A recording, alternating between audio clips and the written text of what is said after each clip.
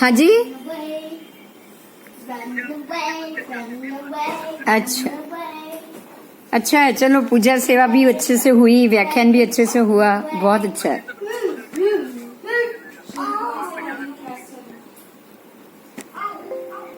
हाँ जी हाँ जी। दक्षा का तो मौन था पर्यूषण, 9 दिन 8 दिन का मौन रखा था उसने तो। अच्छा, वेरी गुड। बात ही 9 दिन के बाद हुई उससे। अच्छा, हाँ तारो बंद છે, वॉइस बंद છે दक्षा। एक बार अच्छे से नहीं हुआ मेरा। क्यों मौन नहीं हो पाया? हो गया ना फिर। अच्छा अच्छा, इसके लिए मौन मौन शायद नहीं हो पाया। मैं मौन अभी मेरे को 8 दिन वापस रखना पड़ेगा। अच्छा अच्छा वो अच्छा जरा उधर जाने आने में थोड़ा बोलना पड़ रहा था मुझे। अच्छा, चलो कोई बात नहीं। તમે આજે કેમ મોડા આવ્યા? મને મોડું એટલે નહીં, આજે ખબર નહીં આ ચાલુ જ ન થાય. હું આઈડી નાખતી હતી પેલું પાસવર્ડ બહુ દિવસે ખોલ્યો ને આજે ખુલ્યો જ નહીં, પછી કોપી પેસ્ટ કર્યું ત્યારે ખુલ્યો. ઓકે, ક્યારની 10 મિનિટથી 6:50 થી ટ્રાય કરું છું. ખ્યાતિ પણ ક્યારનો ટ્રાય કરતો. હા, હું 6:50 થી હું ટ્રાય કરું છું, પણ પેલો પાસવર્ડ કોપી પેસ્ટ કર્યો ત્યારે ખુલ્યું, નાખવાથી ઓપન થતું જ નતું. અચ્છા, ઓકે. આ કદાચ પેલું મહિનાઓ થઈ ગયા છે ને, એક જ પાસવર્ડ ચાલે છે ને, કદાચ એટલે એવું હોઈ શકે. અને હમણાં આપણે પેલો યુઝ બી કર્યો નથી ને, હમણાં પાસવર્ડ યુઝ બી થયો નથી ને, એટલે ખ્યાતિ તો આવી ગઈ છે. એ લોકો નથી આવ્યા, કરવું હોય તો કરી દેજો. હા સારિકા નથી આવવાની, હવે ચાલુ કરવું. હા હા, એ તો હવે કરી જ દઈશું આપણે, એની તો કોઈની રાહ જોતા જ નથી. હવે મને આ જરા પેલું ઓલું બધું સેટ કરવું પડશે. બાકી શું હા હા, બાકી તો શું ખબર, બાકી સરસ પજુસણ ને તો બધાના સરસ ગયા ને, એટલે બહુ સારું. પ્રતિક્રમણ કરવાની બહુ મજા આવી. બસ બસ ખૂબ સરસ, આનંદ આવ્યો એટલે બસ.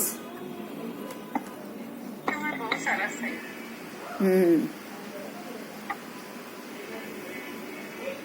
મેં એટલે પછી બીજા ત્રીજા લેક્ચર એટલે લીધા જ નહીં, કે પછી બધા ન આવે તો કઈ મતલબ જ નહીં ને, પછી વસ્તુ બ્રેકઅપ થઈ જાય, બધાના નોલેજમાં બ્રેકઅપ થઈ જાય. हाँ, तपस्या की सबको साटा मेरे घर में। हाँ जी, आप साटा में हो? हाँ जी, देवगुरु धर्मशाला है।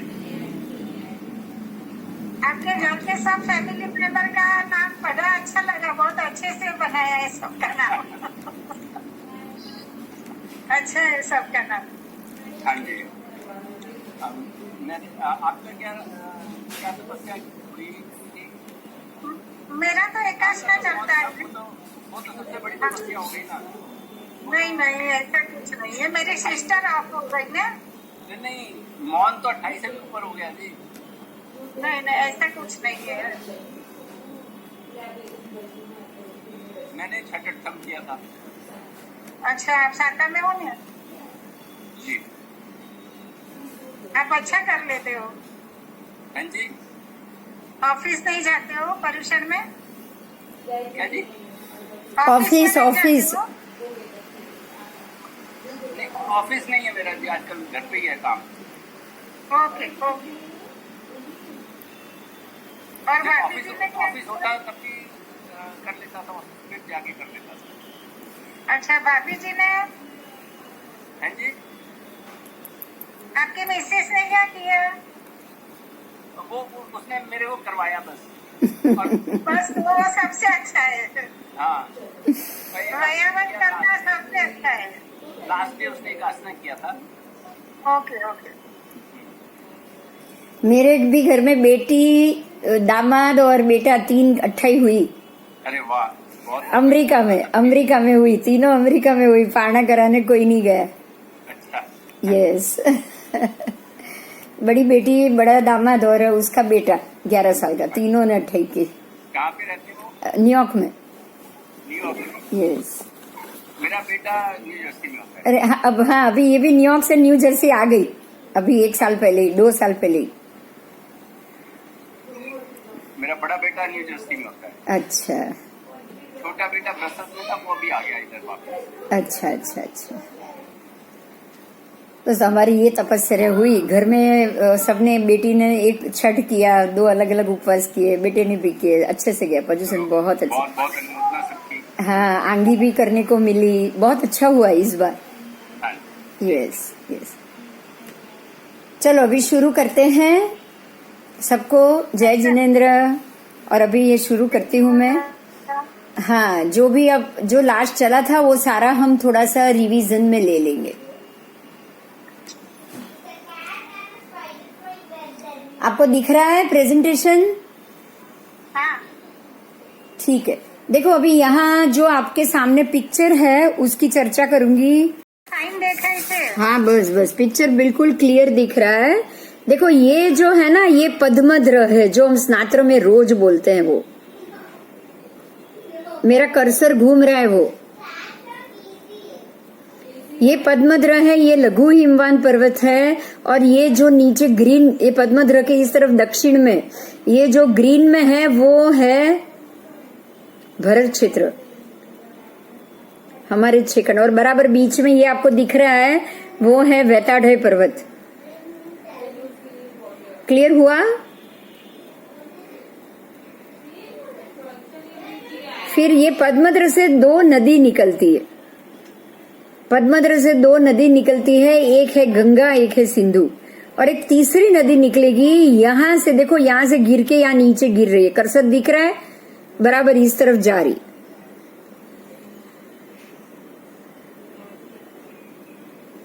देखा?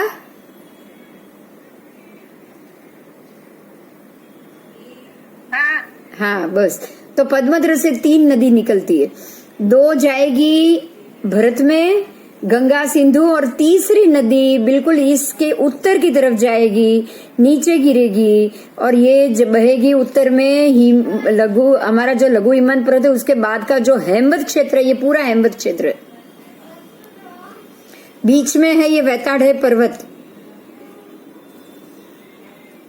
और उसके बाद में जो महाहिमवान पर्वत है उसका भी यहाँ पे द्र है। देखो ये बीच में द्र है, आपको ये व्हाइट कर्सर घूम रहा है वहां पे, इसको महापद्मद्र बोला है। उसमें से 2 नदी निकलती है, एक नदी यहाँ उत्तर में गिरेगी यहां से, और देखो यहां से देखो ये नदी जा रही है, देखो ये वैताढ़य पर्वत तक आई और यहां से फिर यहां बहेगी। देखो ये दिख रहा है आपको, बड़ा सफेद पट्टा।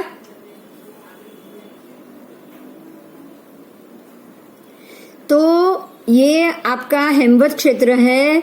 यहाँ एक नदी पद्मद्र से आएगी, गिरेगी, यहाँ आएगी और यहाँ से यहाँ बहेगी। दूसरी नदी महाहिमवंत पर्वत से आएगी, गिरेगी, यहाँ आएगी और यहाँ से यहाँ बहेगी। क्लियर हुआ कुछ? या कोई क्वेश्चन है?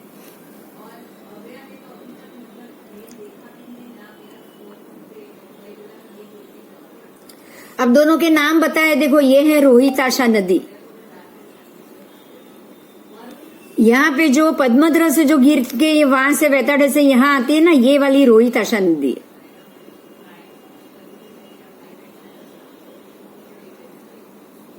ये जो वैताढ़य पर्वत है वो 250 योजन जमीन में गड़ा हुआ है और ऊपर 1000 योजन ऊंचा है। 1000 योजन, 1000 योजन ऊंचा।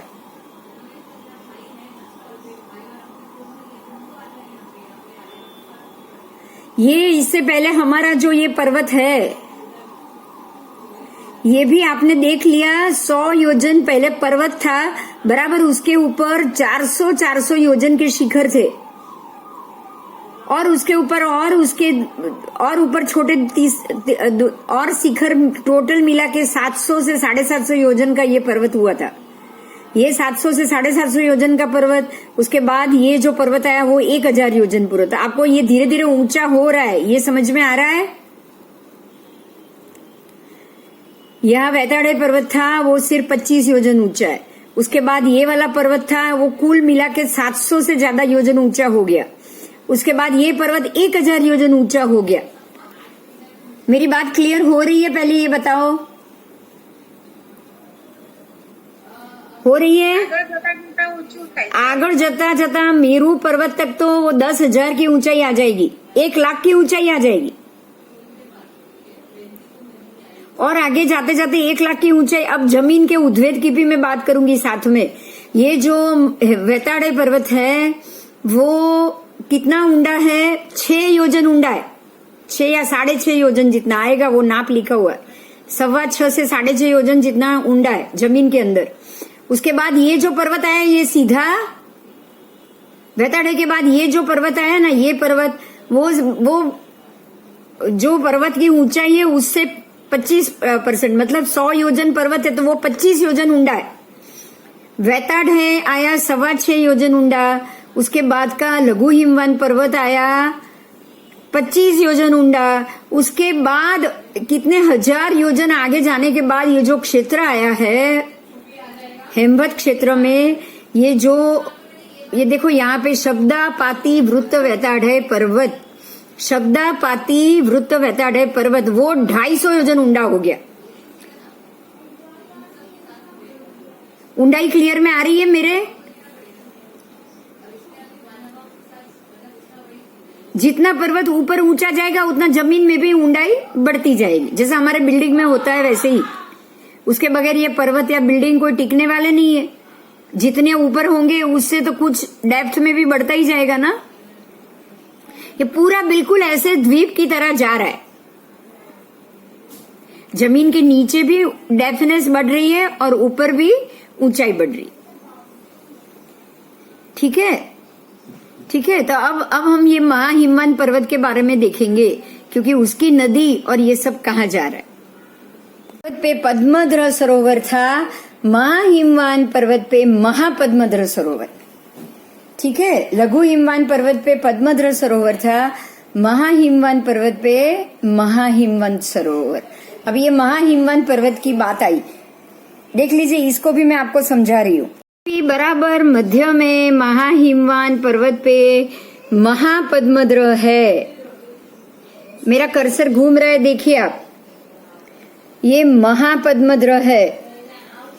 अब पद्मद्र से महापद्मद्र की लंबाई चौड़ाई सब ज्यादा बढ़ जाएगी। बाकी के ये 4 कूट, रीमकूट, हरिकांता कूट, हरिवर्ष कूट और वैडूर्य कूट, इसी तरफ भी और 4 कूट, ऐसे ये पूरा आपका ये जो पर्वत है वो खत्म हुआ। पर्वत ज्यादा ऊंचा नहीं है, लेकिन उसके ऊपर के शिखर 500 योजन और ऊपर चढ़ के उसकी हाइट बढ़ा देते। पर्वत वो मुश्किल से होगा कुछ 200, आप पढ़ लेते हम क्या लिखा है। वो 100 योजन का था, ये उससे ज्यादा बढ़ के 200 योजन का। लेकिन ये जो शिखर है ना उसके ऊपर वो 500 योजन, और उसके शिखर के ऊपर के भी और एक जो छोटा शिखर होता है वो और 100 योजन ऊंचा हो जाता है। तो कुल मिला के इसके आगे वाला जो आपको शब्दापाती वृत्त वेताड़ पर्वत जो 1000 योजन ऊंचा मिला था, इससे इसकी ऊंचाई आगे ही बढ़ेगी। हिमवान पर्वत है, उसके ऊपर महापद्मद्र, उसमें से 2 नदी निकलती है। एक नदी पर्वत से उत्तर में गिरेगी, एक नदी पर्वत से दक्षिण में गिरेगी। जो लघु हिमवान पर्वत से 3 नदी निकली थी, क्योंकि भरत क्षेत्र में 2 नदी को गिरना था, गंगा सिंधु दोनों को, इसलिए उसके दक्षिण में 2 निकली थी। यहां से दक्षिण में सिर्फ एक ही नदी निकलेगी और उत्तर में एक नदी निकलेगी। ओके,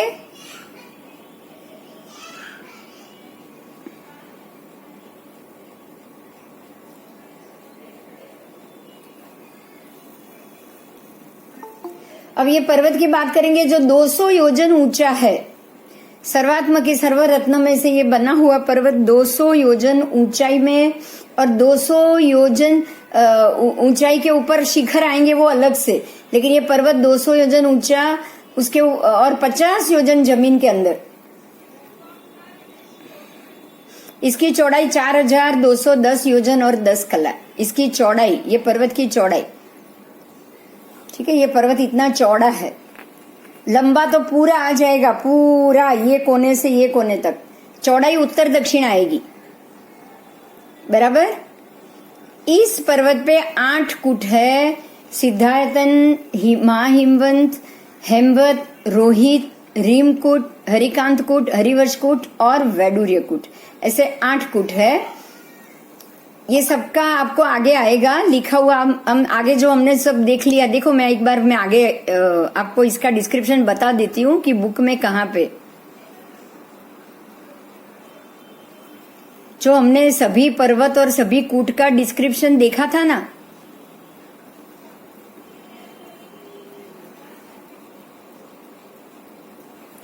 कौन से पेज पे था, 1 मिनट,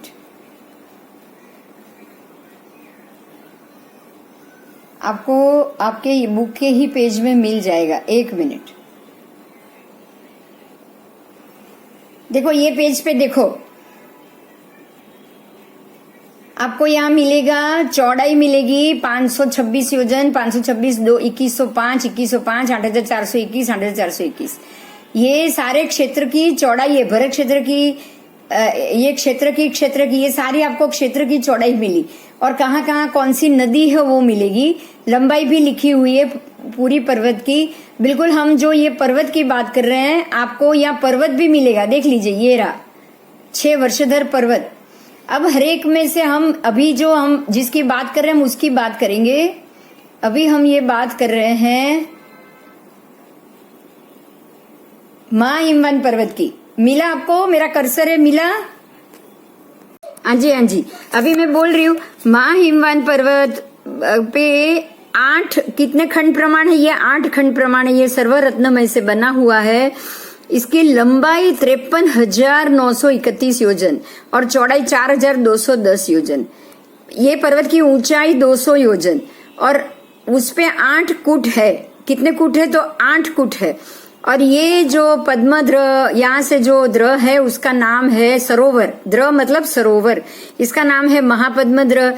बराबर उससे दक्षिण में रोहिताशा नदी गिरेगी, उत्तर में हरिकांता नदी गिरेगी और इसकी गहराई 50 योजन है। बराबर, इसकी गहराई 50 योजन है, लेकिन आसपास के जो क्षेत्र है ना, उसमें जो वैताडय पर्वत है ना, उसकी गहराई आपको 250 योजन ऑलरेडी मिलेगी। अब जो द्र की बात है वो द्र भी देख लीजिए, यहाँ महापद्मद्र देखो, ये 2 नंबर में महापद्मद्र मिलेगा आपको। 2 नंबर महापद्मद्र कहाँ पे है? ये महाहिमवंत पर्वत पे। महापद्मद्र महाहिमवंत पर्वत के ऊपर है, जो 2000 योजन लंबा है। ये द्र की बात है अभी। हाँ, पर्वत तो आपने आगे देख लिया 4000 और कुछ उतना चौड़ा है, चौड़ा है, लेकिन यहाँ ये द्र कितना है? तो 2000 योजन। उसकी चौड़ाई 1000 योजन, लंबा द्र 2000 और चौड़ाई 1000। तो ये 1000, वो 4000 में 1000 चौड़ा गिनना है। पर्वत 4000 चौड़ा है, द्र 1000 चौड़ा। गहरा है, ये द्र की बात है, उसकी गहराई सिर्फ 10 योजन ही है। हर एक द्र की गहराई एक जितनी है, सिर्फ 10 योजन, उससे ज्यादा नहीं। यहाँ देवी का जो वास है वो रीम देवी का है। और ये आगे कितने द्वार है? उसके 2 द्वार, उत्तर और दक्षिण। और नदी कितनी निकलेगी? तो रोहिता, दक्षिण से रोहिता नदी और उत्तर से हरिकांता नदी। देखो आपको यहाँ सब लिखा हुआ है, अलग ढंग से समझेंगे। ये जो सारे जो द्र बताए ना, सिर्फ 10 योजन चौड़े, सिर्फ, और गहरे सिर्फ 10 योजन। अब 10 योजन कोई बड़ी बात नहीं है। देखो ये मैं आपके सामने ये द्र का पिक्चर है। ये जो हम द्र की बात करें ना, बिल्कुल ऐसा ही है। सारे द्र गहराई में बराबर एक जैसे। द्र में भी आपको ऐसी ही व्यवस्था मिलेगी। ये है पद्मद्र। पद्मद्र में जो पद्म कमल है, बिल्कुल इस तरह से देखो, यहाँ देवी का भवन है, देखो पिक्चर बताया। ये पद्मद्र है, उसमें ऐसे देवी का भवन है। महापद्मद्र में भी पद्म नाम से कमल ही मिलेंगे और उसमें भी बराबर मध्य में देवी का भवन मिलेगा। ऐसे ही ये 10 योजन गहरा है और ये सिर्फ 10 योजन गहराई से ही सारे अपकाय के जीव यहाँ से ये योनि कही जाएगी। क्या कहोगे? यहाँ अपकाय की योनि हम बोलते हैं ना, अपकाय की योनि। 7 लाख पृथ्वी का, 7 लाख आपका है। तो ये अपने आप यहां से पानी उत्पन्न होता ही रहता है, यहां आपका है कि जीव उत्पन्न होते ही रहे। और कितना पानी निकलेगा पता है? अभी मैं एक नदी की बात करूंगी, सिर्फ गंगा नदी की। ऐसे पद्म द्र से, जो आपके सामने ये पिक्चर है, वो द्र से, उसके पूर्व द्वार से गंगा नदी निकलती है।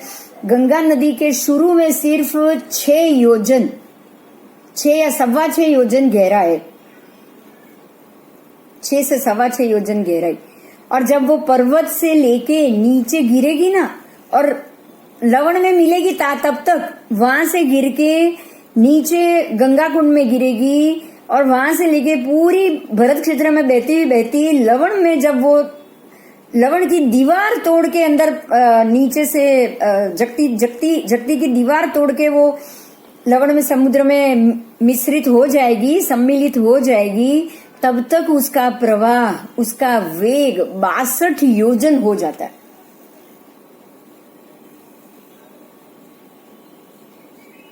आपको इस मुद्दे को पहले समझना है। जो जगह है सिर्फ 10 योजन ऊंचा, ज्यादा नहीं है। आपको ये कमल है ना, सिर्फ 10 योजन गहरा है पानी में। मतलब ये जो सरोवर है जहां से पानी निकलता ही रहता है, ये सिर्फ 10 योजन। हाँ, चौड़ाई में बहुत है, चौड़ाई में वो 1000 योजन, चौड़ाई में 1000, ऐसे लंबाई में 1000, चौड़ाई में 500, इतना वो 1500, इस तरफ 1000, इस तरफ 500, इतना चौड़ा होगा, लेकिन 10 योजन ही डेप्थ में है। इस द्रव में से जब भी पानी का, गंगा का प्रवाह निकलता है, और सिंधु का, इस पूर्व से गंगा का, पश्चिम से सिंधु का, और पीछे रोहिता नदी का, जब तीनों का प्रवाह निकलता है ना, शुरू से 6 योजन गंगा और सिंधु, और अंतिम जब वो लवण में मिलेंगे तब तक 62 योजन, 10 गुना उसका प्रवाह धोध की तरफ बह जाएगा। आप सिर्फ ये समझो कि ये यहाँ कोई बादल नहीं है जो बारिश होगी तो पानी आएगा। आपको ये व्यवस्था को समझना है। ये अपकाय की व्यवस्था है। हर एक द्रव, ये एक नहीं है, सबके सब द्रव, जो जम्बू द्वीप के सारे द्रव, आगे आगे आगे आगे आपको तिगिंची द्रव, सीतोदा नदी जो 5 लाख नदी बनाएगी, गंगा नदी सिर्फ 14,000 नदी बनाती, इतना ही पानी ये द्रव से निकलता है। लेकिन जो सीतोदा नदी जो द्रव से निकलती है ना, वो नदी 5 लाख नदी बनाती। तो वहां से कितनी मात्रा, क्योंकि द्रव भी बड़ा है, अगर द्रव भी बड़ा है तो अपकाय की योनि, वहां पे योनि ज्यादा मात्रा में ही जन्म लेगी। यहां आपको ये समझना है कि भगवान ने जो हमको बताया है, जीव कहां से अपने आप कैसे उत्पन्न होंगे, अपने आप हो जाएंगे।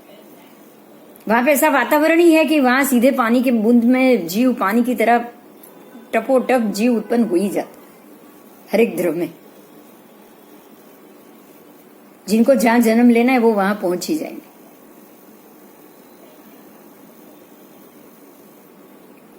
अगर कुछ बात है तो, क्वेश्चन है तो कर लो कुछ, मतलब ये अपने आप हो रहा है, यहाँ कोई व्यवस्था और नहीं, यहाँ बारिश आती है तभी होता है, यहाँ कोई अब हमारा साइंस काम नहीं करेगा। और यही बात है जो मैंने पहले भी बोला है, शायद फिर से आज कह रही हूं, कि हम जो ये समझ रहे हैं कि बारिश, समुद्र का पानी गर्म होता है, हम जो पढ़े हैं पहले, हमने यही पढ़ा है, समुद्र का पानी धूप से गर्म होगा, उसके भाप निकलेगी, वो भाप बादल बनेंगे, बादल बनके जब भी आकाश में 2 बादल टकराएंगे तब बारिश होगी। ये साइंस ने बताई हुई बात है, पानी के जीव को इससे कोई लेना देना नहीं है। अगर ये सिस्टम से ही बारिश होती ना, इसी सिस्टम से अगर बारिश होती ना, तो दुकाल इतने सालों तक जब भी आया, 12-12 साल तक दुकाल आता ही नहीं, क्योंकि दुकाल में तो सबसे ज्यादा तेज धूप गिरती। तो क्या वो धूप गिरने से समंदर का तो तब भी था, समंदर तो तब भी था, तो क्या बादल बने ही नहीं?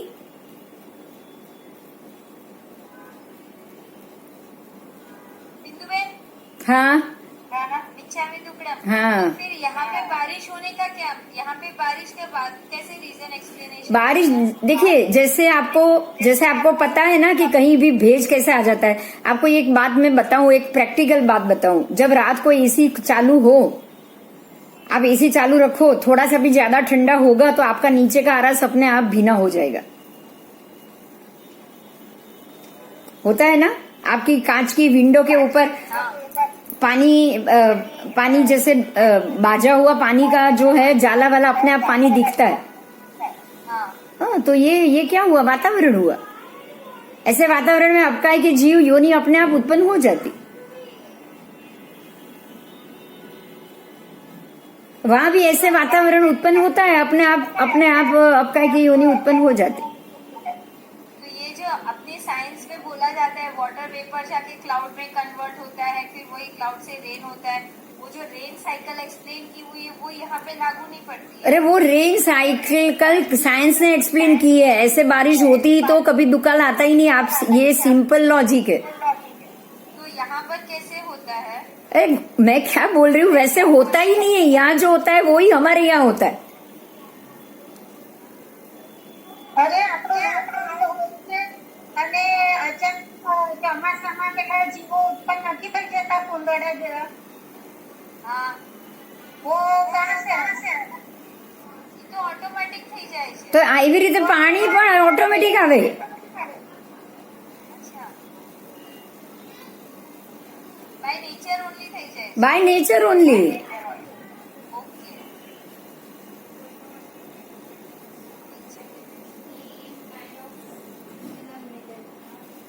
ત્યાં આગળ H2O વધારે હશે।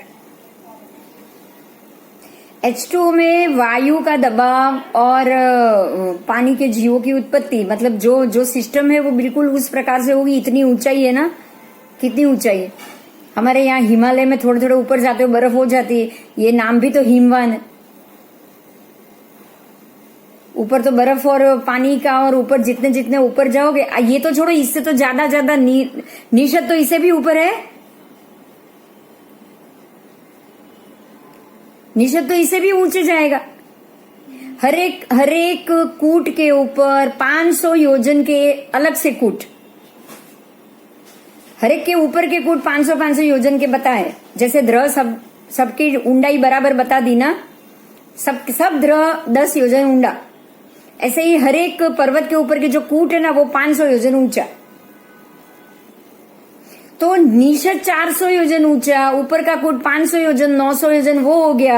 उसके ऊपर और 100 योजन शिखर तक और 100-150 योजन जाएगा, 1000-1200 योजन। और ऊपर के ऊपर जो शिखर के ऊपर जो सिद्धायतन होंगे, उनका महल होगा वो अलग से। हर एक देव का परिवार तो उसके ऊपर ही रहेगा, कूट के ऊपर ही। तो आज 1500 से 1500 योजन की ऊंचाई पे अगर जाओगे तो पानी तो अपने आप ही उत्पन्न होना है। सूर्य की धूप तो वहां जाएगी भी नहीं ना, जाएगी क्या? यहां समझना है बहुत अच्छे से। सूर्य जमीन से 900 योजन ऊपर, और ये सारे कूट है ना उसकी ऊंचाई ऊपर जा रही।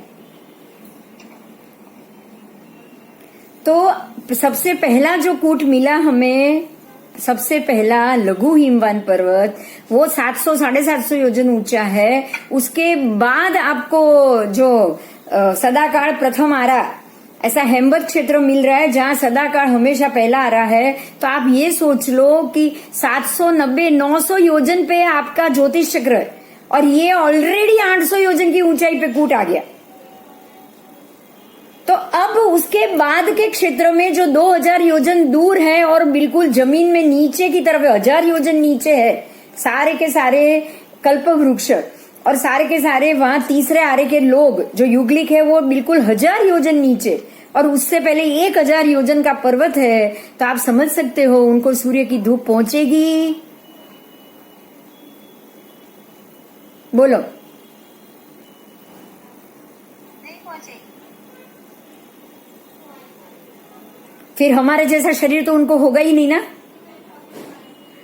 उनका शरीर कितना होगा, तो वो बोल रहे हैं कितने पसली, 150 से ज्यादा पसली वाला।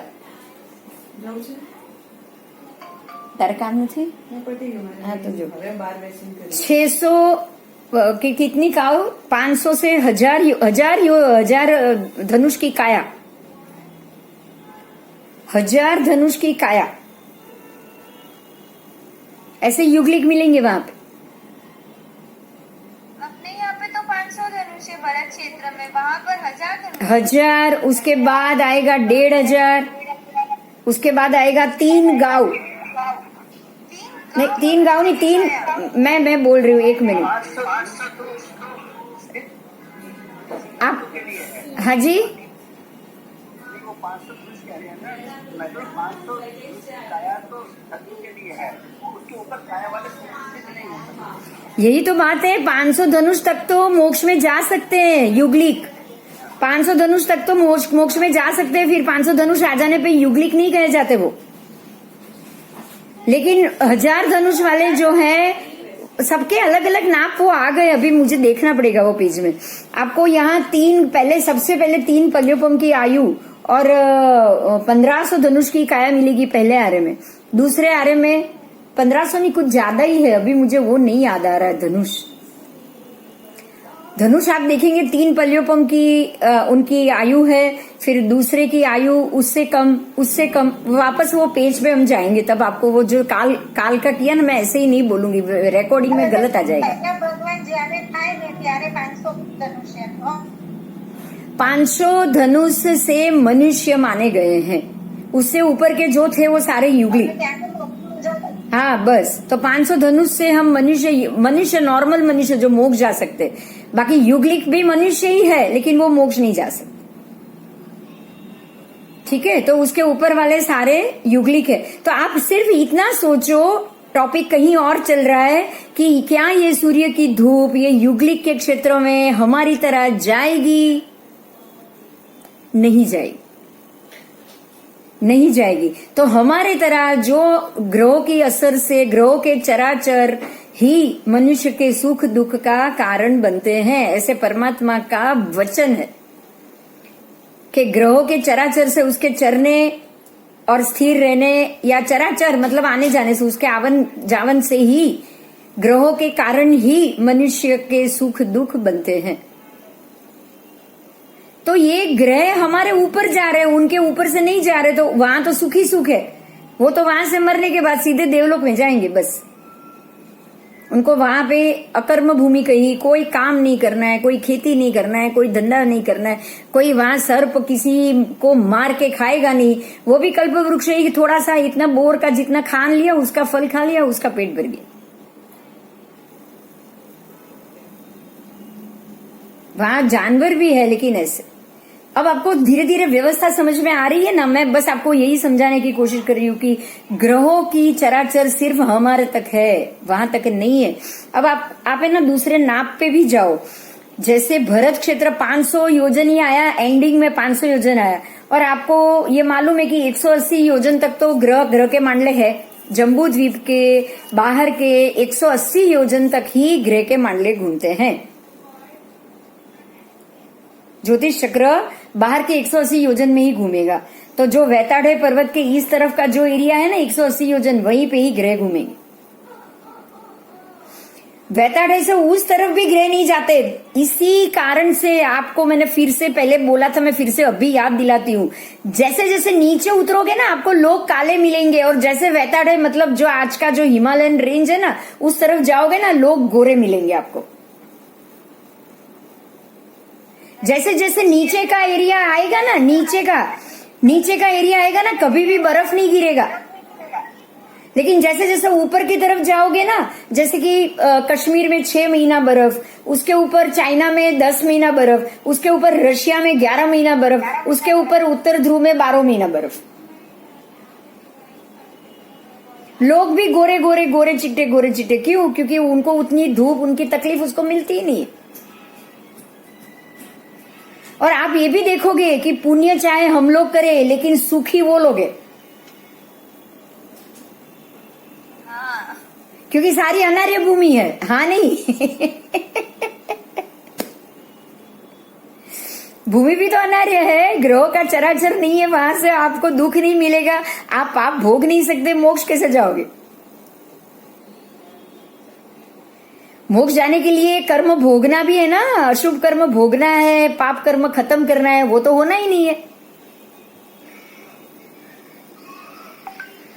ये सारी सिस्टम है ना, हमको समझनी पड़ेगी। उत्सर्पिणी का कारण, अवसर्पिणी का यही कारण। तो आपको ये क्षेत्र में हमेशा तीसरा आरा ही मिलेगा, ठीक है, क्योंकि ये हमारे से थोड़ा ज्यादा नजदीक। सबसे पहला क्षेत्र आया ये हेमवत क्षेत्र, यहाँ आपको हमेशा तीसरा आरा मिलेगा। बिल्कुल इसी तरह से उस तरफ उल्टा भी देखना है, ऐरावत से भी जो सबसे पहला क्षेत्र आएगा ना, वहां भी ऐसा ही मिलेगा। हमारे जैसा भरत जैसा ऐरावत में मिलेगा, हमारे हेमवत क्षेत्र जैसा वहां पे जो हिरण्यवत क्षेत्र है बिल्कुल वैसा मिलेगा, ठीक है। ठीक है, अभी मैं आगे जा रही। कोई क्वेश्चन है तो पूछ लो।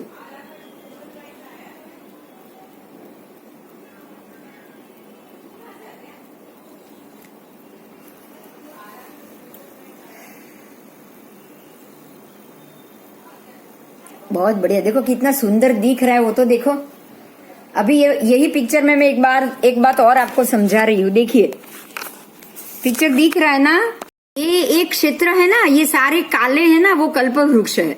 ये हमेशा तीसरा आ रहा, उसके बाद ये पर्वत, और ये जो क्षेत्र है ना, यहाँ हमेशा दूसरा आ रहा। ये भरत से कितना दूर हुआ, योजन गिनोगे तो भरत है 500 योजन, उसके बाद ये पर्वत है 1000, मतलब 1500 योजन यहां तक हुए। उसके बाद 2000 का क्षेत्र, तो 1500 और 2 3500 हुआ ना। तो ये क्षेत्र 3500 योजन जितना दूर हुआ सूर्य से। उसके बाद 4000 का पर्वत 7500 हुआ, और उसके बाद 8000 का ये क्षेत्र, तो कम से कम 15000 दूर हुआ सूर्य के मांडले से। बात समझ में आ रही है मेरी? तो ये क्षेत्र, अब सूर्य का मांडला यहाँ 780 पे चल रहा है, अब ये सारे पर्वत तो उससे भी ऊंचे हो गए। तो इसकी धूप यहाँ आएगी, सिर्फ इतनी आएगी, यहां से यहां सूर्य जाएगा, वहां पे धूप आएगी बस। इससे ज्यादा इसको धूप मिलेगी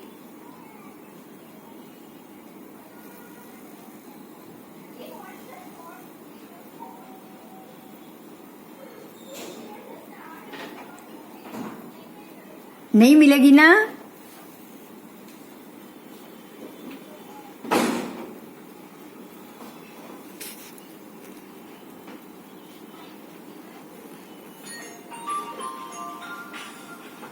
जो माँ हिमवान पर्वत बोला था, उसके ऊपर जो शब्दापाती वृत्त वैताढ़ है पर्वत, उसकी बात करेंगे। ये 1000 योजन ऊंचा है, फिर 250 योजन पृथ्वी में है, जमीन के नीचे, और 1000 योजन लंबा चौड़ा। ऊंचा भी 1000, लंबा चौड़ा भी 1000, और इसका घेराव मतलब इसकी परिधि 3162 योजन। इसके आसपास सुंदर पद्मावर वेदिका है, वनखंड है, उसके ऊपर एक प्रासाद है जिसमें स्वाति नाम का देव है जो एक पलिपम आयु धारण करता है। इसकी राजधानी आदि सब अगले जो देवों की बताई उसके हिसाब से जाननी चाहिए।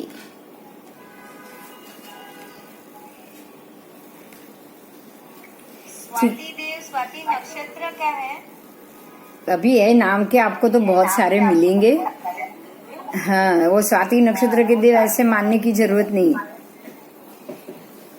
क्योंकि इतने देव देवी तो है कि पूछो ही नहीं, इतने देव देवी।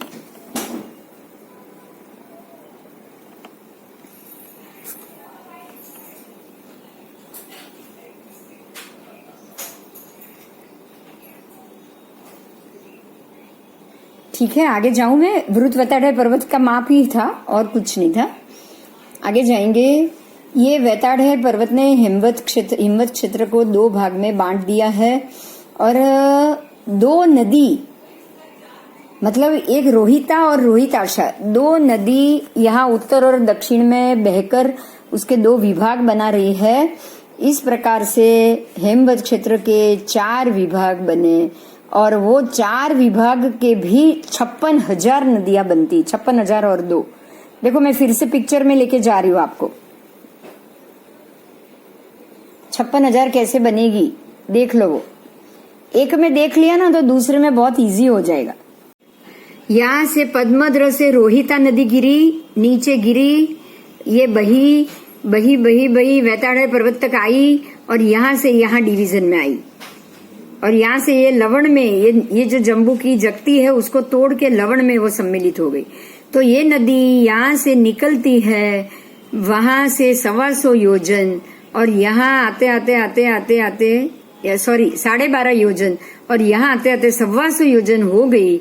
ये इस नदी ने कितने विभाग बनाए? 14,000। ये इतने, देखो यहाँ 4 भाग हो गए, ये नदी के कारण 2 भाग पड़े, 1 और 2, तो 14,000 यहाँ और 14,000 यहाँ। 28,000 नदी ये रोहिता नदी की हुई, सॉरी 28, हाँ टोटल 28,000 नदी रोहिता की हुई। और ऐसे ही ये यहाँ से महापद्मद्र से, ये पर्वत से जो नदी ये पद्मद्र है, यहाँ से जो नदी गिरी रोहिताशा, ये नदी भी वैताड़य पर्वत तक आती है, यहाँ से इस तरफ बहती और ये भी यहाँ 56,000, यहाँ 56,000, 28,000 28,000, 56,000 इसके भी भेद हुए टोटल।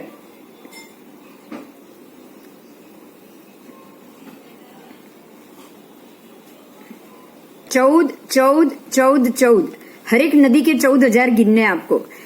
इसने यहाँ 14 किया, यहाँ 14 किया, नदी ने 28 बनाए लेकिन 14,000 यहाँ 14,000 यहाँ। ये नदी ने भी 28,000 बनाए लेकिन 14,000 यहाँ 14,000 यहाँ। ऐसे टोटल 56,000 और ये 2 नदी, एक ये और एक ये, टोटल 56,000 और 2 नदी ये क्षेत्र की, हेमवत क्षेत्र की हुई। बोलो समझ में आया? इजी है, इजी है। 56,002 कैसे हुई? ये नदी यहाँ से जो गिर रही है वो भी 28,000 बनाएगी, तो 14,000 यहाँ 14,000 यहाँ। अब ये नदी जो यहाँ से गिरी वो भी 28,000 बनाएगी, 14,000 यहाँ 14,000 यहाँ। तो 14 चौका 56,000 हो गया। और ये जो 2 नदी है वो अलग से हुई, तो 56,000 और 2 नदी ये हेमवत क्षेत्र की हुई। बराबर?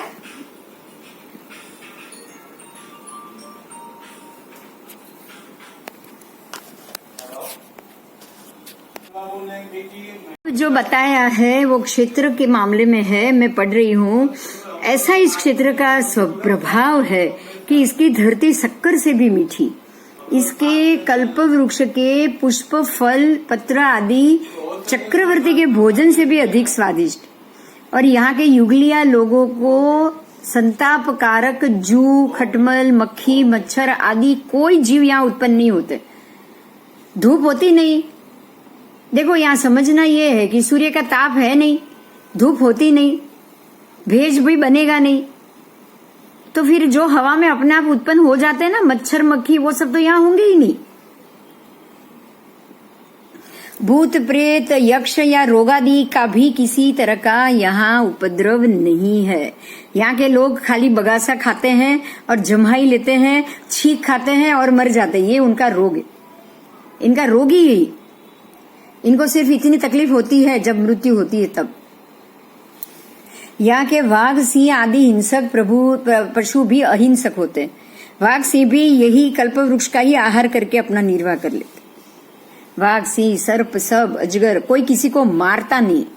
सारे चुपचाप अपने काम पे चलते रहते हैं, घर में रहते हैं और चलते रहते हैं। खाना खा लिया, चले, उठे, खाना खाया, सो गए, उठे, खाना खाया, सो गए, बस। अब यहाँ के मनुष्य देखो 1 कोश ऊंचाई, यहाँ के मनुष्य 1 कोश ऊंचे, फिर उत्कृष्ट आयु 1 पल्योपम और जघन्य पल्योपम से कुछ कम आयुष्य को धरने वाले। उनकी देह की आकृति बहुत सुंदर है, 64 पसली है। अपनी संतान को 79 डेज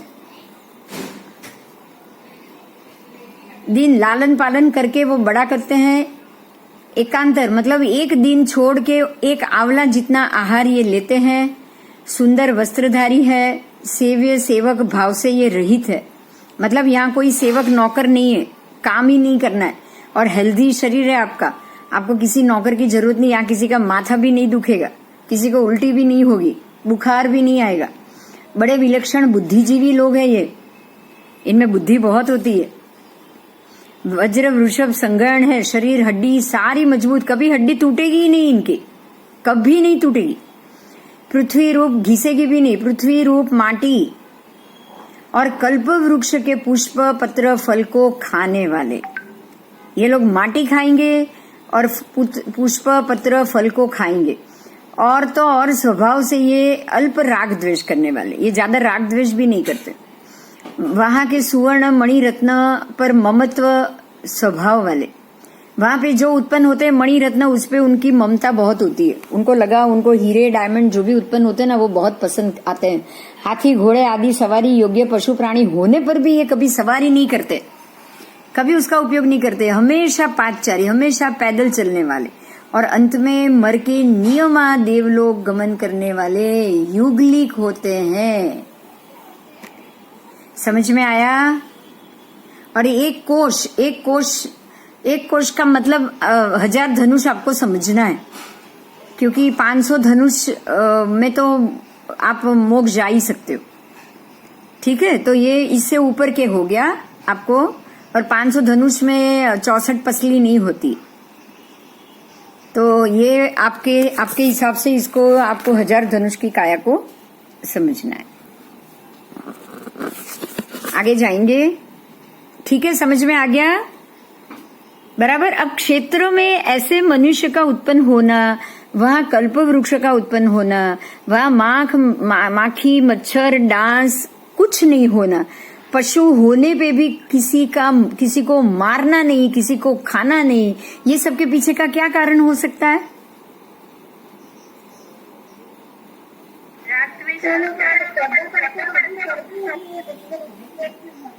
हाँ,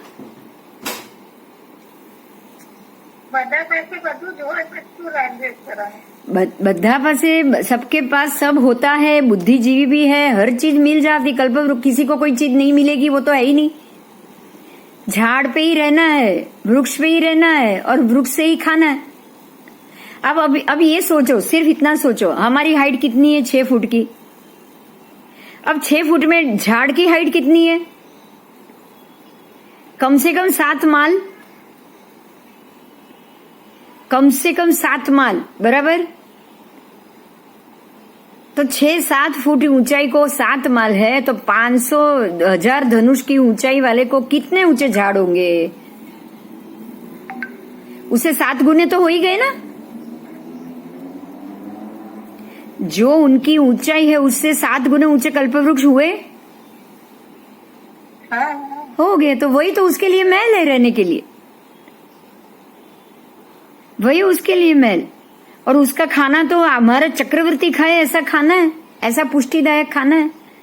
कल्प वृक्ष के फल और जो भी फल है, फ्रूट है, जो भी है, वो वृक्ष के पत्ते हैं। तो यही बात है कि उनसे ही उनको ऐसी औषधि युक्त और पुष्टिदायक खाना मिल जाता है कि उनको कोई रोग होता ही नहीं। तो ये होने का कारण भी वो भी युगलिक के अंदर युगलिक को ही जन्म देते हैं। हाँ, वो भी युगलिक को ही जन्म लेते, वो भी बराबर उनके। एक मिनट अभी बंद कर दे। हाँ, मैं बोल रही हूँ और तू बोल रही है ना, तभी आवाज क्रैक हो रही है। तो तू सवाल करके बंद कर देगी। हाँ હા હા, એ જ એને કહું છું। એટલે સવાલ કરીને તરત બંધ કરી દેજે એમ। जो वहां पे क्या सवाल क्या किया तूने? युगलिक को जन्म देते हैं। हाँ, बराबर उनकी आयु पूरी होनी है, उससे वो 49 दिन पहले, 49 डेज पहले एक युगलिक बच्चे को जन्म देंगे, जोड़े को जन्म देंगे। और वही जोड़े को 49 डेज वो बड़ा करेंगे, उसके फिर ये उसके माता पिता मर जाएंगे और 49 डेज में ही वो बड़े हो जाते हैं। सिर्फ 49 डेज तक वो लालन पालन करेंगे बस। लोग को 79 हाँ, अलग अलग जो पहले आरे के युगलिक है वो 49 डेज, दूसरे आरे के युगलिक है वो कुछ बीच में आएगा 59 या ऐसे डेज, और ये 79 डेज। और गर्भकाल कितना होता है उनका?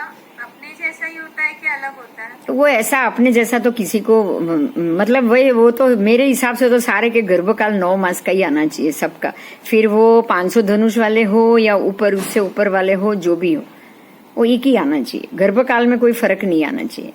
अगर फर्क होता तो यहाँ बताते, होता तो जरूर बताते, बराबर। तो बस ये उनकी सिस्टम है, और ऐसे यहाँ ये जीव उत्पन्न होते हैं, जन्म लेते हैं और यहाँ से नियमा देवलोक में ही जाते हैं। अब आपको यही समझना है कि ये क्षेत्र में ये व्यवस्था होने का कारण ही ये है कि ये क्षेत्र ग्रहों की असर से काफी दूरी पे है। अब दूसरा क्षेत्र इससे भी दूरी पे आएगा, तो यहाँ इससे ज्यादा अच्छी कंडीशन वाले लोग मिलेंगे। ठीक है, आगे चलेंगे। अब जिसको इस तरफ से 1000 योजन की ऊंचाई हो, दूसरी तरफ उससे भी ज्यादा 1200 योजन की ऊंचाई वाला पर्वत हो, 2 पर्वत के बीच में ये जब लोग रहते होंगे तो उनको तो तकलीफ आने की तो कोई संभावना ही नहीं है ना। नैसर्गिक उपद्रव जैसे कोई वावाझोड़ा आ गया, पूर आ गया, कुछ नहीं होगा, ये ऐसा कुछ नहीं होगा। ठीक है, चलो अभी आगे के चैप्टर में जाएंगे।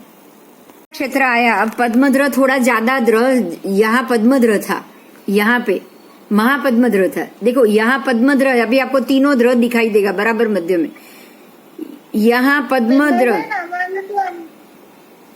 हमारे तो महाहिमवंत पर्वत આવ્યો હવે। હા, મહાહિમવાન પર્વત અહીંયા વંચાય છે હરિવંશ ક્ષેત્ર। આ હરિવંશ ક્ષેત્ર વંચાય છે। હિમવંત પછી મહાહિમવંત। મહાહિમવાન પર્વત ને તો મેં તમને સમજાવી દીધું ને, 56,000 નદીઓનું।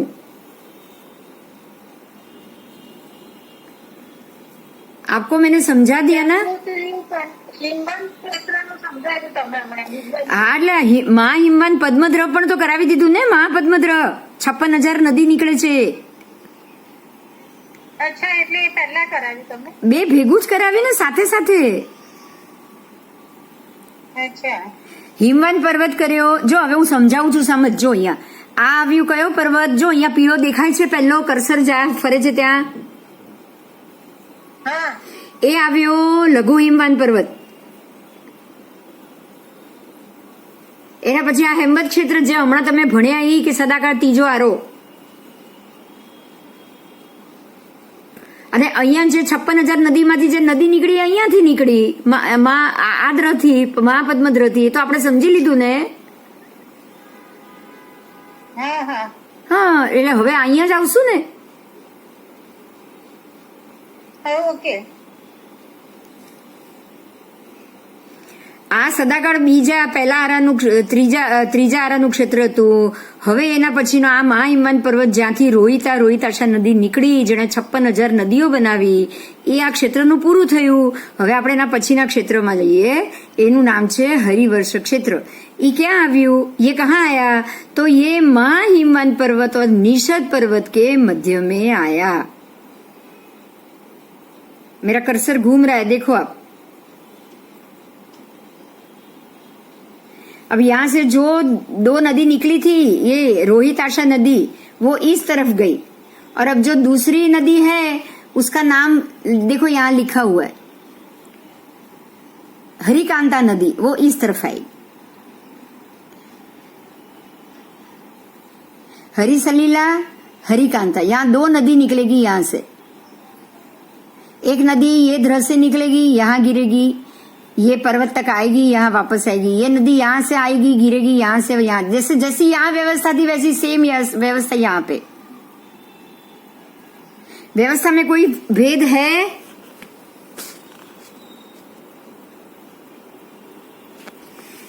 ये द्र से उत्तर में निकलने वाली नदी यहाँ गिरी ये क्षेत्र में, और दक्षिण में निकलने वाली और उत्तर में निकलने वाली ये क्षेत्र में गिरी, और यहाँ पे ये द्र से दक्षिण में गिरने वाली नदी, तो यहाँ पे भी दो नदी मिली ना, एक यहाँ से और एक यहाँ से।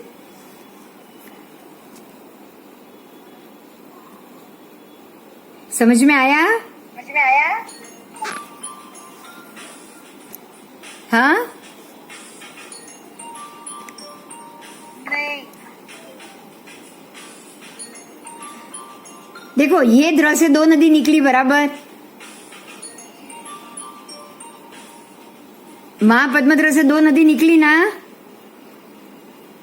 तो एक उत्तर में गई एक दक्षिण में गई, तो यहां से भी दो नदी निकली, एक उत्तर में जाएगी एक दक्षिण में जाएगी। तो दो पर्वत के बीच में जो क्षेत्र रहेगा वहां दो दो नदी आएगी ना हर जगह से। यहाँ पे दो नदी आई थी तो यहाँ दो आई, देखो ये एक भाग एक भाग एक भाग, चार भाग बनेगा। आपने पहले देखा ना वो इस क्षेत्र में 56,000 14,000 के चार विभाग देखे ना। यहाँ वैसे बड़ा विभाग हो गया, उससे बड़ा हो गया। ये एरिया 4,000 योजन का था, ये एरिया कितने योजन का हुआ? 8,000 योजन। इससे डबल डबल जाता जाएगा। निषद पर्वत 16,000 का, देखो ध्यान से सुनो, अभी मैं फिर से सब बोल रही हूँ। भरत क्षेत्र 500 योजन, उससे दुगुना उसके बाद वाला पर्वत 1,000 योजन, उसके बाद आया क्षेत्र हेमबर्ग क्षेत्र वो 2,000 योजन, उसके बाद ये महाहिमवंत पर्वत वो 4,000 योजन, उसके बाद ये क्षेत्र आया वो सीधा 8,000 योजन, उसके बाद ये निषद पर्वत 16,000 योजन। समझ में आ रहा है? एक क्षेत्र पर्वत बोल। समझ में आ गया। बस एक क्षेत्र एक पर्वत। अब यहाँ जो दो नदी गिर रही है ना, एक पर्वत से ये पर्वत से, एक ये पर्वत से, अब ये नदी ने कितना नदी बनाई? वो 56,000 से तो ज्यादा ही बनाई होगी। क्षेत्र बड़ा है। बहुत सिंपल है, देखो गंगा ने कितनी बनाई थी? 14,000। ये दो रोहिताशन ने कितनी बनाई थी? 28,000। तो ये दो नदी कितनी बनाएगी? 54। इससे दुगुना 28 का डबल 56,000। 56,000। 56 डबल, एक नदी 56 बनाएगी। 1,12,000। हाँ, तो 1,00,000 मतलब 56,000 और 6, तभी तो डबल होगी ना। 56 की डबल करो, 1,12,000 हुई। हाँ। समझ में आ रहा है ना? बहुत इजी है। क्षेत्र डबल होगा, नदी भी डबल होगी। ठीक है? द्रव भी डबल हो रहे हैं, सब चीज डबल हो रही। अभी हम इसकी विगत पढ़ेंगे।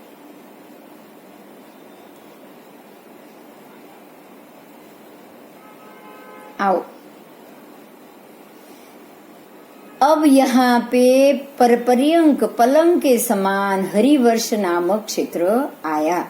ये क्षेत्र विष्कंभ मतलब कि चौड़ाई में 8,421 योजन, कम से कम 8500 योजन हो गया, और इसका शर 16,000 योजन ऊपर 15 कला, मतलब इसका जो शर है वो 16,000, और इसकी ज्या 73,000। ये बाण की बात है, ये बाण और ये जीवा, ठीक है। जीवा इसकी 73,000 है, और इसका धनुष है वो 16,315। धनु पृष्ठ हो गया 84,000। अगर जीवा 73,000 है तो धनुष उससे ज्यादा ही होता है, वो हो गया 16,000।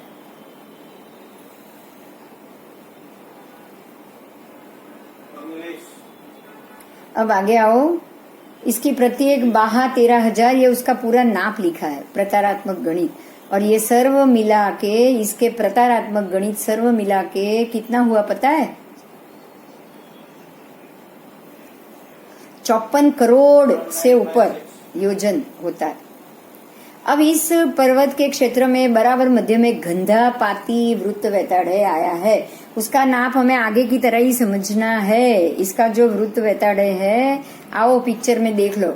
देखो ये वृत्त वैताड़य है इसका नाप इसके जैसा ही, मतलब 1000 योजन चौड़ा, 1000 योजन ऊंचा, 1000 योजन उसमें से 250 योजन जमीन में गहरा।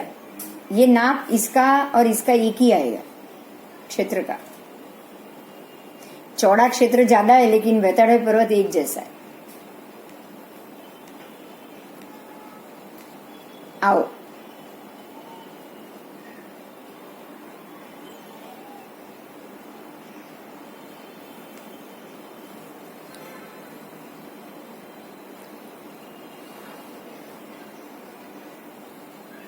इसका नाम है गंधापाती वृत्त वैताड़य पर्वत। आगे जो शब्दापाती था बिल्कुल उसके जैसा ही है ये।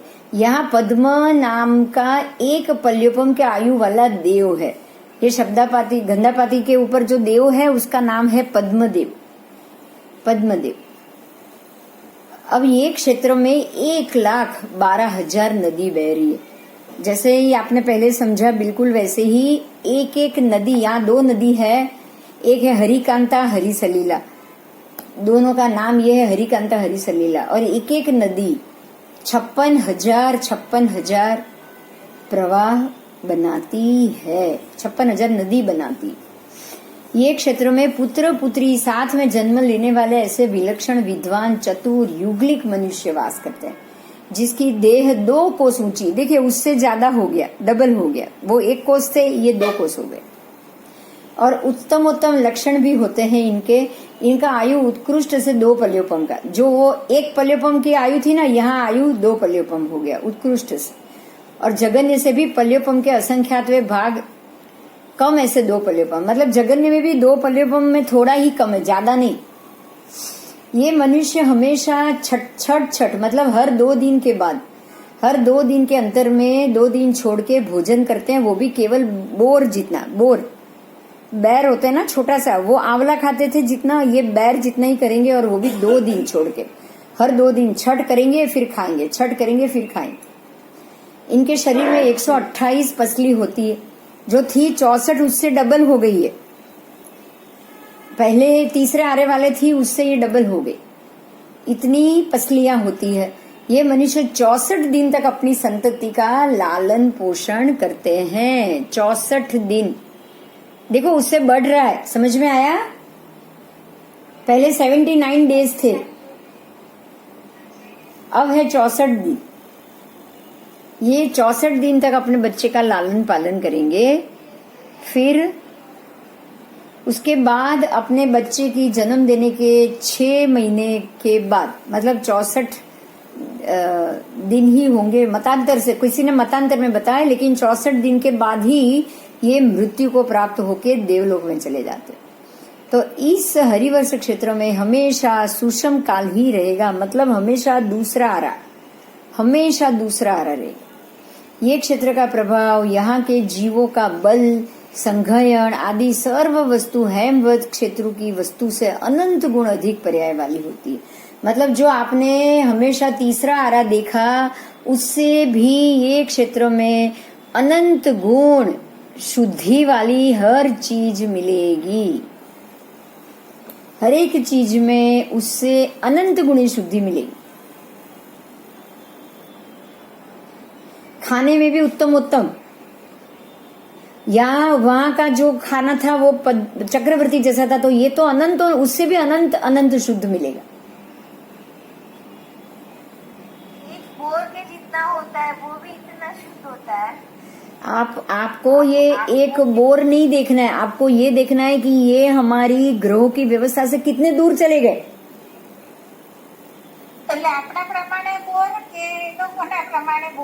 आंवला और बोर तो हमारे लिए है ना, उनको कहाँ पता है ये इसको बोर बोलेंगे या आंवला बोलेंगे।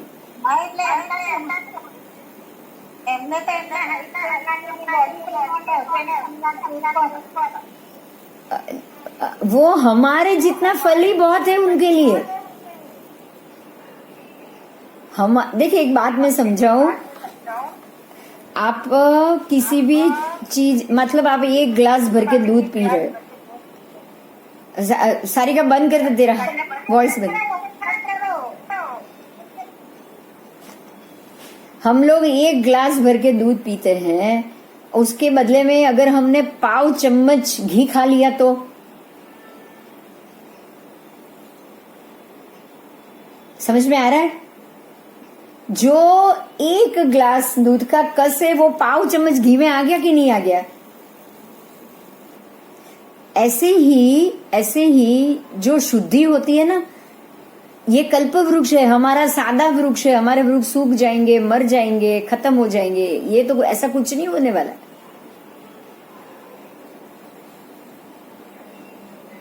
तो यहाँ जो चीज होगी ना, वो जैसे हम 1 लीटर के दूध में से 1 कटोरी घी निकालते हैं, वैसी शुद्ध हर एक चीज की शुद्धि वहां पे ऐसी घोल घोल के अंदर से जो शुद्धि निकाली है वैसी होगी। आप अगर एक छोटी सी एक क्रॉसिन लोगे तो भल भला कितना भी 2 डिग्री बुखार होगा चला जाएगा, फ्रेश हो जाओगे, होगा कि नहीं होगे? तो ये सत्व वाली चीज होगी, ये सत्व वाली चीज हो, ये उनके शरीर को पुष्टि दे रही है, जैसे वो क्रॉसिन की गोली बुखार में हमारे शरीर को पुष्टि दे रही। बिल्कुल ऐसे ही उनको वो एक इतना छोटा सा दाने बोर जितना, यहाँ तो बोर है, अब पहले आरे में तो बिल्कुल चने की दाल आएगी। आंवले से बोर पे आया है, बोर से चने की दाल पे आएगा, मतलब वो भी 3 दिन के बाद, अट्ठम के बाद। अब जो अट्ठम करेंगे, छठ करेंगे, जाहिर है ना, वो तो देवलोक में ही जाएंगे। शरीर बढ़ता जाएगा और आहार छोटा होता जाएगा। हाँ, यही तो बात है, यही तो पुण्यशाली के जीवों की बात है। उनके शरीर भी ज्यादा सब बड़ा हुआ, लेकिन खाने की जरूरत ही नहीं। और हमारे छठे आरे में छोटे छोटे छोटे होते जाओगे, लेकिन खाना 10 गुना खाओगे, क्योंकि खाना ही कचरा आएगा ना हमारे लिए। तो हमारे खाने में पुष्टि है ही नहीं। अब पुष्टि नहीं है, क्या करो?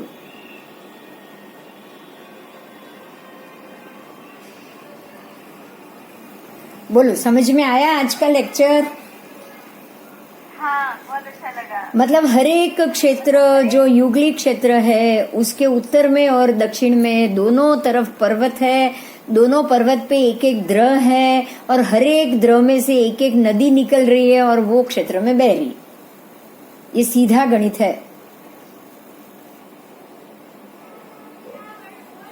और जो भरत क्षेत्र लास्ट है, उसके लिए 2 नदी आ रही, उसके आगे के द्रव में से। हर एक क्षेत्र में 2 नदी तो चाहिए ही चाहिए ना। भरत में भी 2 नदी चाहिए, तो भरत में से वही पद्मद्र से 3 नदी निकाल दिया।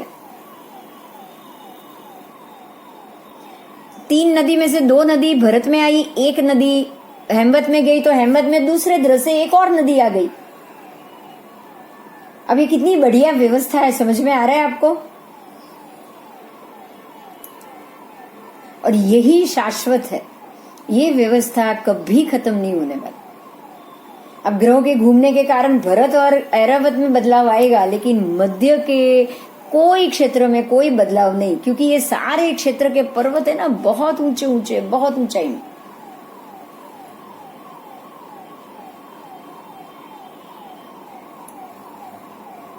बोलो, कोई प्रश्न है?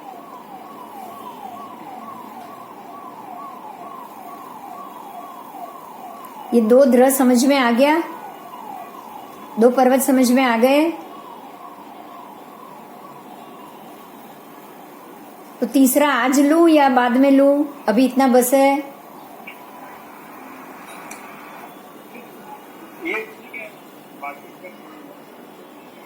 नेक्स्ट क्लास में ले जाओ, क्योंकि एक साथ एक चीज आ जाएगी ना, तो वापस गोल गोल हो जाएगा। वैसे भी वो शुरू करेंगे तो लंबा हो जाएगा।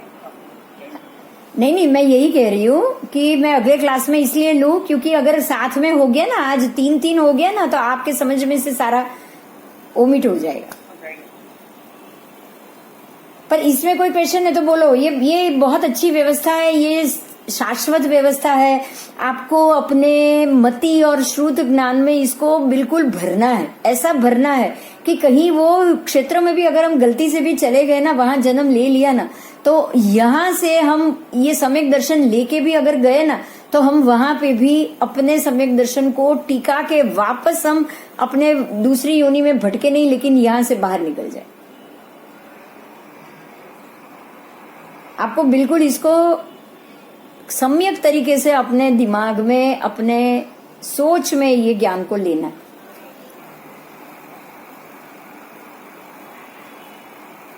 ये शाश्वत परंपरा है और हम ये पूरे 2.5 द्वीप में ऐसे आपको 15 अकर्म भूमि मिलेगी। 30 अकर्म, सॉरी मेरी गलती होगी, 30 अकर्म भूमि मिलेगी आपको। ऐसी 15 कर्म भूमि है, सामने 30 अकर्म भूमि मिलेगी। तो ऐसा तो हो ही नहीं सकता कि हम कर्म भूमि में ही जन्म ले, हम अकर्म भूमि में भी तो जा सकते हैं ना। अभी तक तो गए ही होंगे ना, अभी तक हम गए भी होंगे।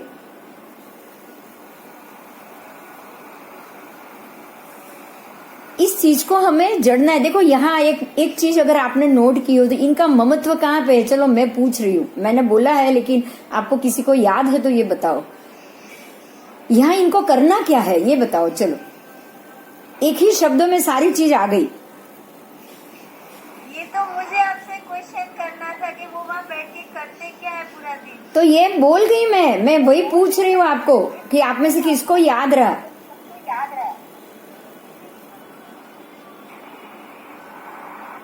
તો એમનું આયુષ્ય માનવી છે, એમને આયુષ્ય પૂરું કરે છે ને।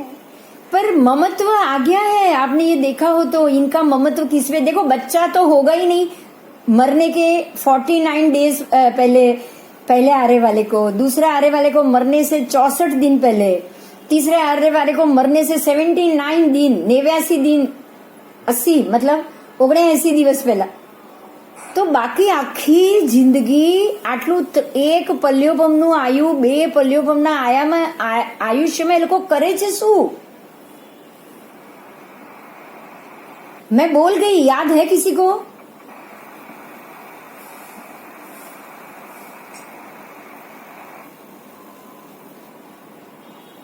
ममत्व शब्द आया है, इनका ममत्व किसके ऊपर है? इनका ममत्व वहां के रत्नों के ऊपर ही है और किसी के ऊपर नहीं है। हाँ, इनका काम ही यही है, मोती इकट्ठा करो, रत्न इकट्ठा करो, लेके घूमो और कुछ नहीं करो। खाया, सो गए। ये मेरा, ये घर मेरा, ये झाड़ मेरा, ये मैं इस पे, ये वृक्ष के ऊपर मैं रहूंगा। 1 मिनट, हाँ, 1 मिनट, हाँ, जरा घूमना है, हीरे जवाहरात इकट्ठे करने हैं, रत्न इकट्ठे करने हैं, उसको ले लेके घूमना है बस। जैसे बच्चे होते हैं ना, कंचे, आप क्या लोगे? बच्चों को क्या होता है, कंचे मिल गए, कंचे इकट्ठे कर लिए। आप अगर कहीं ऐसे जगह अलग प्रकार के पत्थर मिले, आरस के टुकड़े मिले तो इकट्ठे करते हैं ना हम लोग।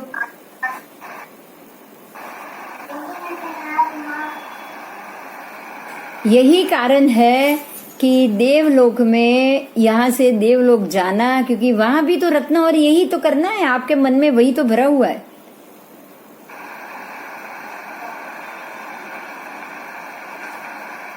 अब कोई पड़ापड़ी तो करेगा नहीं क्योंकि भरपूर रत्न है, भूमि रत्न की है। हमारे यहाँ रेती, कंकर, पत्थर, मिट्टी मिलेगी, वहां पे रत्न मिलेगा भूमि में ही, रास्ते में पड़े हुए मिलेगी।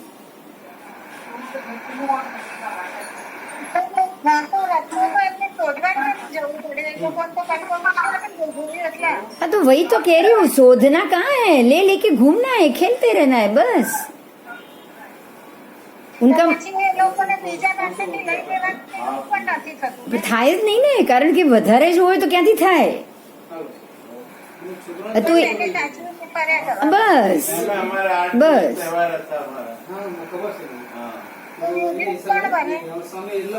શું યુગલી કોણ બને? युगलिक वही बनेंगे जो सुख और पुण्य शांति से बगैर रोग कुछ भी किए बगैर आपको शांति से समय निकलना है, वो युगलिक बनेंगे। जिनके शरीर में कोई प्रकार की व्याधि उत्पन्न ना हो, ऐसा पुण्य बांधा होगा तो आप युगलिक बनोगे। यहाँ भी शांति और वहाँ भी शांति।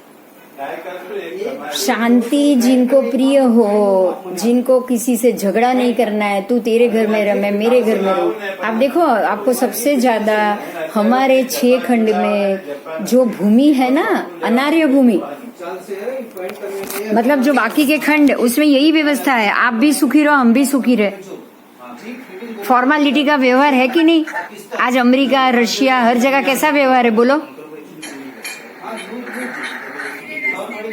तू तेरे रास्ते मैं मेरे रास्ते, फॉर्मालिटी का व्यवहार है कि नहीं?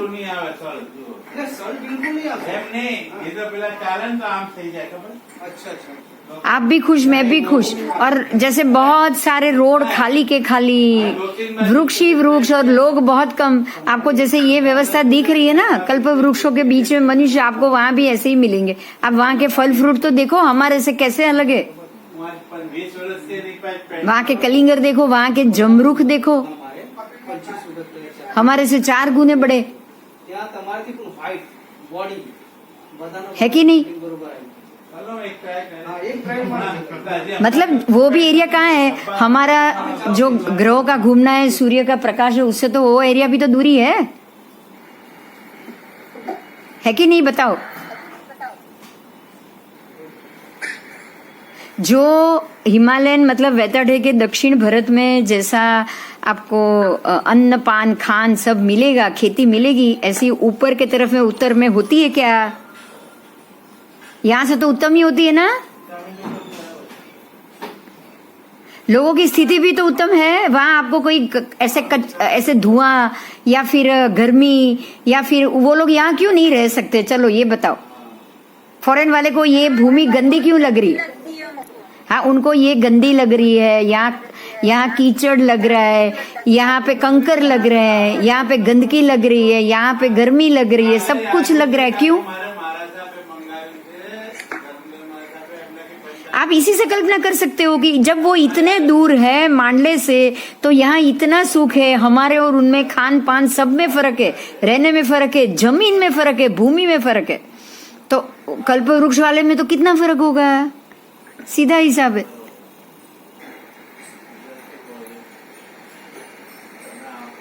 अब समझ में आ रहा है? खाली भारत देश छोड़ के बाकी सारे में आपको कर्म भूमि नहीं मिलेगी।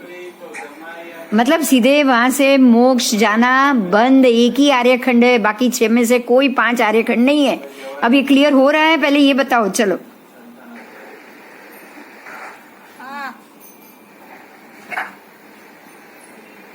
सीधा हिसाब लगाना। जो प्रकृति बिगाड़े नहीं, सिर्फ अच्छाई करे, वो कभी भी हमारे काम की नहीं। ये सीधा हिसाब। और जो प्रकृति बिगाड़े भी, अच्छा भी करे, वही आपको यहां से निकाल सकती।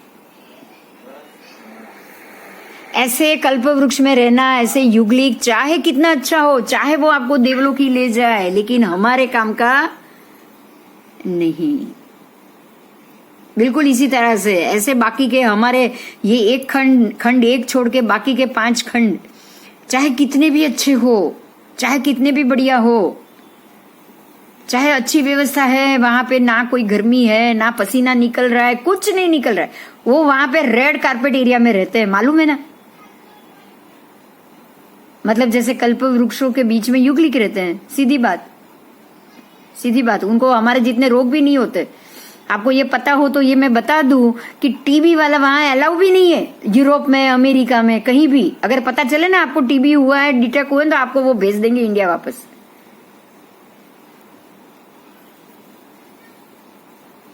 क्यों? क्योंकि वहां ऐसा कोई रोग ही नहीं होते। वहां आपको आज भी 90, 95, 100 लोग मिलेंगे ना ज्यादा। खाना पीना अच्छा मिलेगा, बिल्कुल ऑर्गेनिक। तो जहां ऐसी चीज मिले समझ लो कि ये आर्य देश नहीं है. Simple logic. હા, આપણે જવું જ નથી. હા. ભગવાને બચાવશે. बस भगवान ने बचाया है आपको, ना भेज के बचाया, ना भेज के बचाया.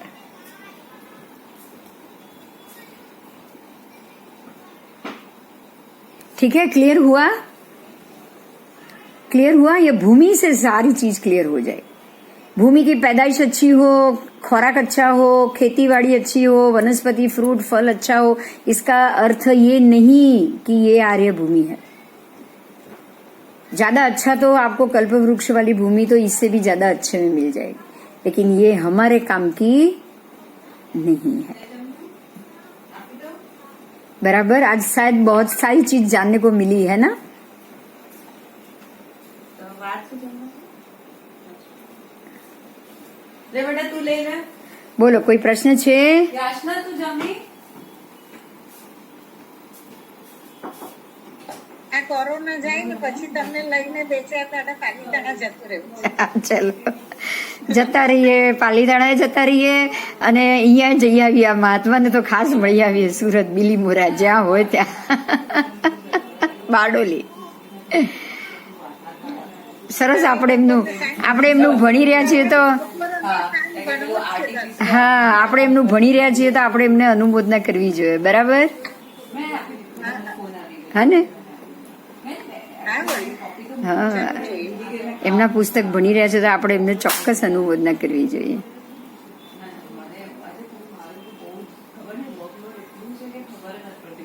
બીજા બધા મહાત્મા લખીને અનુમોદના કરી છે, આપણે ભણીને અનુમોદના કરી રહ્યા છીએ. હા બરોબર છે.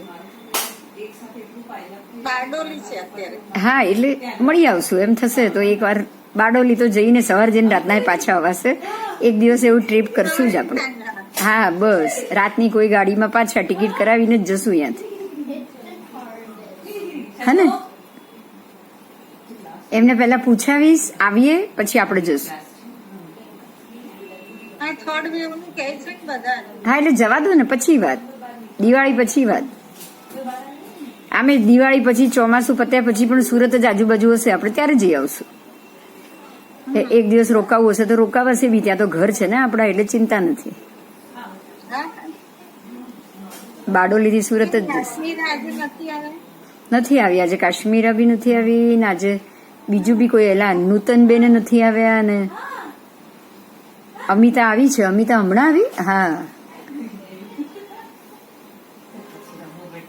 પણ નૂતન બેન નજીક નથી આવ્યા. કઈ વાંધો નહીં, એ તો સાંભળી લેશે, મજા આવે, સમજાઈ જાય એવું છે. આમ તો ફોટા સાથે છે ને એટલે સમજાઈ જાય એવું છે.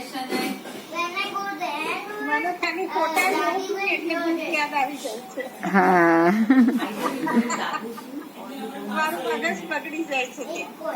કઈ નહીં, હવે મળી જશે. હવે નેક્સ્ટ બુક આવશે એમાં ફોટા સાથે મળશે. નો વરી. પણ કઈ વાંધો નહીં, એવું તો તું તો અહીંયા મુંબઈમાં જ છે, લઈ જજે મારા પાસેથી થોડા ફોટા કઢાવીને, પ્રિન્ટ કલર પ્રિન્ટ કઢાવી લેજે. એમાં શું.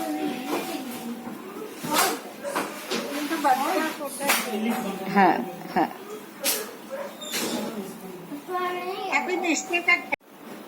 अब अगले क्लास में मिलेंगे बुधवार को. तब तक के लिए जय जिनेन्द्र.